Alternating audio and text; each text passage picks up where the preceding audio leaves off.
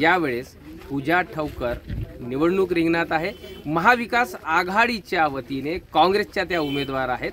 पूर्व विदर्भातील सावनेर आणि त्यानंतर भंडारा अशा दोन ठिकाणी महिला उमेदवारांना महाविकास आघाडीने महायुती समोर उभं केलेलं आहे। आपल्यासमोर भंडारा विधानसभेच्या महाविकास आघाडीच्या उमेदवार पूजा ठवकर आहेत। पूजाताई, काय सांगाल, दररोज कशा पद्धतीचा प्रचार होतोय, तुम्हाला कशा पद्धतीचा प्रतिसाद मिळतोय? एक महिला उमेदवाराचं तगडं आव्हान पुरुष उमेदवारासमोर बघायला मिळत आहे।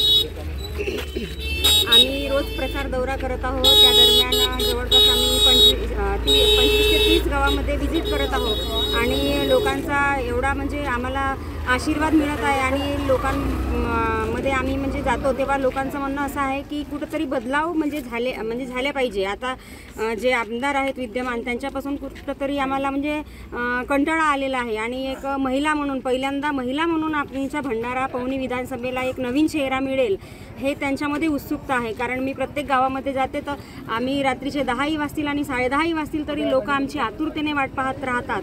त्याच्यामुळं असं वाटतं की लोकांमध्ये आम्ही जातो तर नक्कीच आमचा विजय होईल असं आम्हाला वाटतं। ताई, काँग्रेसमध्ये बंडखोरी झालेली आहे। सुरुवातीच्या दिवसामध्ये मोठ्या प्रमाणामध्ये विरोध दर्शविण्यात येत होता, मात्र आता कुठेतरी गाडी काँग्रेसची रुळावर येत आहे असं चित्र बघायला मिळत आहे।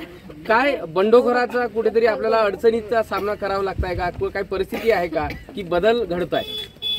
बदल घडत आहे आणि आम्हाला काही तो बंडखोरीचा सामना म्हणजे करावा नाही लागत आहे, बदल घडत आहे।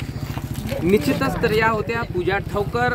यावेळेस लोकांना नवीन चेहरा हवा आणि मी महिला जरी असेल तर पुरुषांच्या समोर माझी तगडी उमेदवारी आहे आणि ठाम विश्वास त्यांनी व्यक्त केला आहे मोठ्या फरकाने त्या विजयी होण्याचा।